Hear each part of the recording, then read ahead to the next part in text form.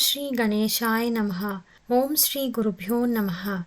पिछली वीडियो में हमने यही सुना है कि गंपोपा जी के सभी शरीर के भागों में कैसे प्रकाश हो गए हैं और उनके प्रश्नों को मिलारेपा जी ने कैसे समाधान दिए कि गंपोपा जी का प्रगति कैसे हो रहा है उनको बताए थे। इस वीडियो में हमने गंपोपा जी के अगले अनुभव या कैसे हुए, उनके दिव्य दर्शन और उपलब्धियां कैसे हो गए हमें ज्ञात करेंगे।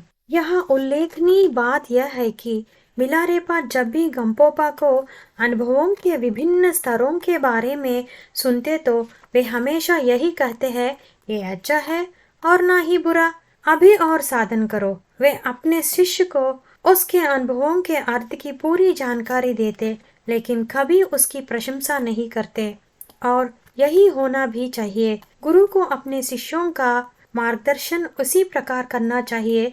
यदि गुरु बहुत अधिक प्रशंसा करने लगे तो, और यह कहते हुए बहुत अधिक प्रोत्साहन देने लगे तो यह अत्यंत महत्वपूर्ण है, या तुम्हारा यह अनुभव तो बहुत महत्वपूर्ण है, तो शिष्य अति उत्साहित होकर आत्मनियंत्रण को सकता है, जो कि उसके लिए बहुत बाधक हो सकता है।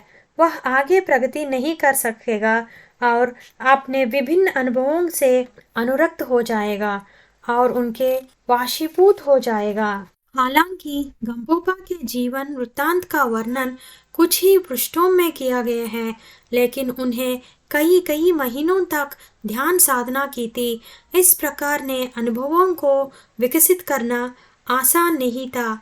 इसके लिए कई वर्षों तक गहन ध्यान साधना की आवश्यकता होती है। इस आवश्यकता में गंपोपा को एक के बाद एक करके 33 विषय स्वप्नानुभूतियां हुई, किंतु चूंकि उनमें से प्रत्येक का क्या यहाँ उल्लेख करना संभव नहीं है, इसीलिए हम उनमें से केवल अंतिम अनुभव का ही यहाँ उल्लेख करेंगे। जब मिलारेपा ने अपने 3 मुख्य शिष्यों गंपोपा, रेचंगम्पा और लिंगरेपा को अपने स्वप्नों के बारे में बताने के लिए कहा तो लिंगरेपा ने सूर्योदय का स्वप्न का उल्लेख किया। उन्होंने अपने गुरु के बताया कि उनके स्वप्न में जैसे ही पर्वत शिखर पर सूर्योदय हुआ, सूर्य की किरणों उनके हृदय स्थल पर केंद्रित हो गई और उनका हृदय एक प्रकाश पुंज में परिवर्तित हो गया। रेचुंगम्पा ने बताया कि स्वप्न में वे तेज कोलाहल करते हुए 3 नगरों से गुजर गए, किंतु गंपोपा अपने स्वप्न के बारे में मिलारेपा को बताने के लिए तैयार नहीं थे। उन्होंने साष्टांग प्रणाम किया और फिर रोने लगे और रोते रोते अपने सिर गुरु लामा के गोद में रख दिया। वे दुखी होकर कहने लगे कि उनका स्वप्न में इस योग्य नहीं है कि उसका वर्णन किया जाए।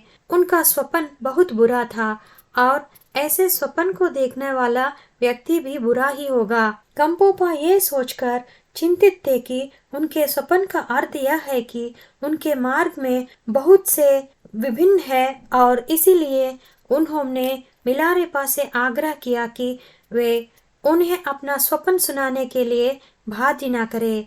मिलारेपा ने कहा कि वे जानते हैं कि कोई स्वप्न में कब अच्छा या बुरा होता है, और उन्होंने गंपोपा को अपना स्वप्न सुनाने के लिए कहा। लिंगरेपा का स्वप्न तीनों में से सबसे अच्छा प्रतीत होता था, और इसी आधार पर वे सोच रहे थे कि वे तीनों शिष्यों में श्रेष्ठ है, क्योंकि उनका स्वप्न शुभ संकेतों से भरा था।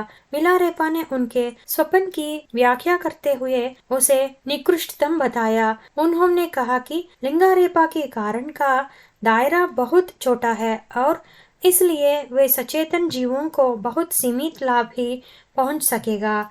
उनके हृदय स्थल पर सूर्य की किरणों के केंद्रित होने का अभिप्राय यह था कि वे जीवन काल में डाकिनी वज्र योगिनी के बुद्ध क्षेत्र में जाएंगे। रेचुंगम्पा के स्वप्न का अर्थ बताए हुए उन्होंने कहा कि रेचुंगम्पा एक जीवन काल में ज्ञानोदय की प्राप्ति नहीं कर सकेंगे।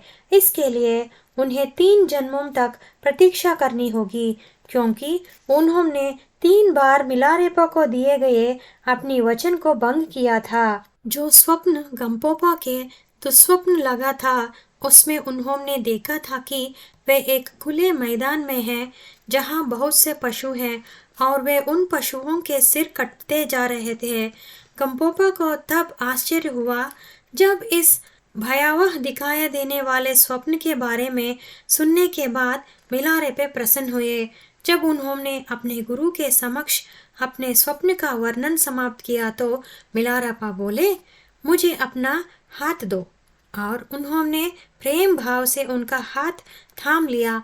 उन्होंने कहा कि उन्हें गंपोपा पर पूरा विश्वास है और गंपोपा उनकी अपेक्षाओं पर खड़े उतरे हैं। उन्होंने कहा कि पशुओं की सिरों के काटने का अर्थ यह है कि गंपोपा अनेकानेक सचेतन जीवों के संसार चक्र से मुक्त कर जाएंगे। मिलारेपा ने कहा, सचेतन जीवों के हित के लिए कार्य करना, धर्म के संरक्षण और प्रसार के लिए कार्य करने का मेरा दायित्व अब पूर्ण हुआ।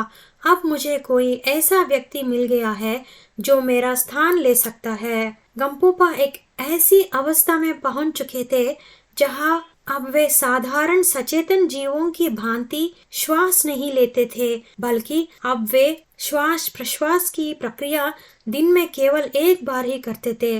उन्हें लगातार बुद्धयों के सच्चे स्वरूपों, जिनमें 8 चिकित्सा बुद्धाओं और 35 बुद्धों को दर्शन शामिल है, की अनुभूति हो रही थी। मिलारेपा ने अपने शिष्य को कहा कि अब वे किसी संभोगकाय बुद्ध के सूक्ष्म स्वरूप वाले शरीर, जिसे केवल आर्य बोधस्थित अर्थात शून्यता का निर्वाचरिक बोध रखने वाले ही देख सकते हैं, ऐसे शिक्षा ग्रहण करने के लिए तैयार हो चुके हैं।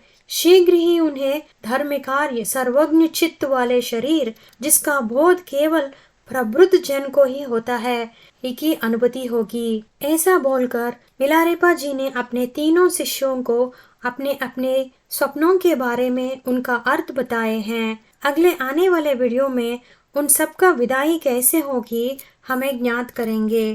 धन्यवाद।